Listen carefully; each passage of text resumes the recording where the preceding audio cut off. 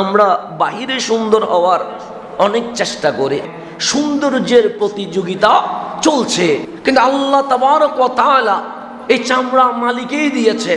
আপনি ওযু করেন, ময়লা পরিষ্কার হয়ে যাবে, ক্রিম দেন, সুন্দর লাগবে, কিন্তু আমার রসুল আরবি সাল্লাল্লাহু আলাইহি ওয়াসাল্লাম বলছে ইন্নাল্লাহা লা ইয়ানজুরু ইলা সুওয়ারিকুম, আল্লাহ কখনোই তোমাদের এই অবয়বের দিকে তাকায় না।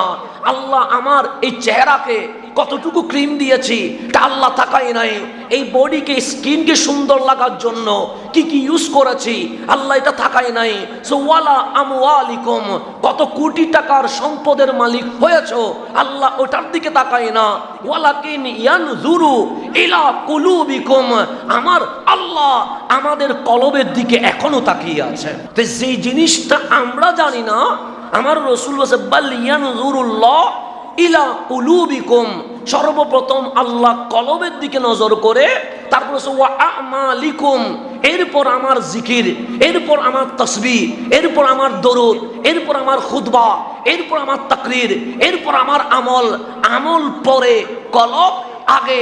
সেই জন্য ঈমান কলবের সাথে, আমল বডির সাথে।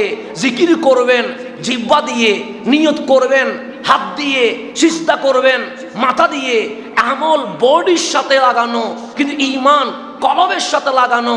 সেই জন্য তাসদীক বিল কালব, ঈমান সর্বপ্রথম কলব দিয়ে সত্যায়ন করা, তার উপর ইজহার বিল আমাল হতে পারে, ইজহার বিল আকওয়াল হতে পারে, এটা 2 নম্বরে। কিন্তু ঈমানের সম্পর্ক কিসের সাথে? কলবের সাথে। উপরে সুন্দর হওয়ার নাম সুন্দর না, যে ভেতরে সুন্দর হয় সে অটোমেটিক উপরে সুন্দর হয়ে যায়। সেজন্য আল্লাহ নিজে কোরআনুল কারীমে বলছেন ইয়াউমা লা ইয়ানফাউ মালুন ওয়ালা বানুন, দিন আসছে। কোন দিন? সেই ইয়াউমুল কিয়ামা, যেদিন আমার সামনে তোমাকে দাঁড়াইতে হবে।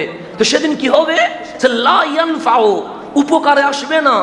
মালুন, তোমার অর্জিত সম্পদ, যে সম্পদের জন্য আমি দিনকে দিন বলি নাই, যে সম্পদের জন্য আমি রাতকে রাত বলি নাই, যে সম্পদের জন্য আমি আসসালাতু খায়রুম মিনান নওম শুনতে পারি নাই, যে সম্পদের জন্য জোহরের হাইয়া আলাস সালাহ আমাকে মসজিদে আসতে বলবো আনতে পারে নাই, যে সম্পদের জন্য হাইয়া আলাল ফালাহ বলার পরেও আসর চলে গেছে, আমার কোনো অনুশোচনা নাই।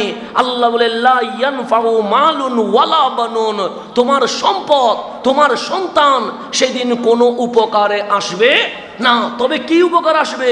সে ইল্লা মান আতাল্লাহ বিকালবিন সালিম, শুধু একটা জিনিস চায়, তুমি তোমার সন্তানকে আমার কাছে আনতে হবে না, তোমার সম্পদ আমার কদমে দিতে হবে না।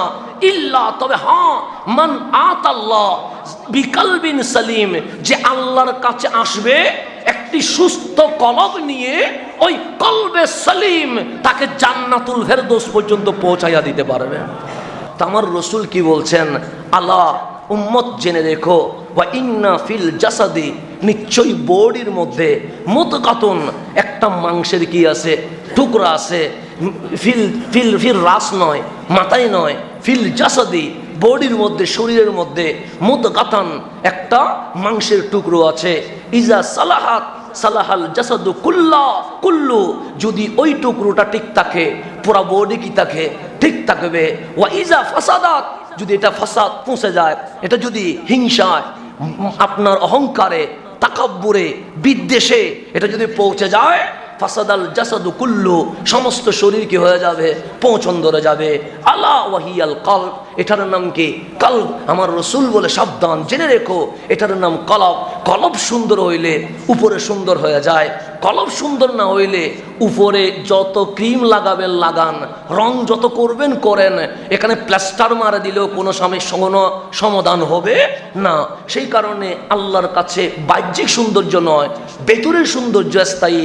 আল্লাহ নিজেই বলছেন ইন্না আকরামাকুম ইনদাল্লাহি আতকাকুম, আমার কাছে ওই ব্যক্তি সবচেয়ে বেশি সম্মানিত যিনি বেশি তাকওয়াবান। তাকওয়া যার ভিতরে আছে, আল্লাহ বলে তিনি আমার কাছে কি হয়ে গেছে? সবচেয়ে সম্মানিত হয়ে গেছে। কারণ আপনি কাজী বংশ কিনা এটা আল্লাহ দেখবে না, চৌধুরী বংশ কিনা এটা আল্লাহ দেখবে না, খন্দকার বংশ কিনা এটা আল্লাহ দেখবে না। আল্লাহ বলে আমার কাছে সবচেয়ে সম্মানী হচ্ছে তোমার ভেতরে যদি তাকওয়া থাকে। চামড়া এটা কালো হইলেও কোনো ঝামেলা নাই। চামড়া এটা দেখতে বিশ্রী হইলেও কোনো ঝামেলা নাই। কেন? আমি চামড়া দিয়ে সম্মানিত করি না, আমি সুস্থ কলব, যেই কলব মালিকের প্রেমে ফানা হয়ে গেছে, ওই কলবের মাধ্যমে আমার বেলাল 7টি জান্নাতের মালিক হয়ে গেছে।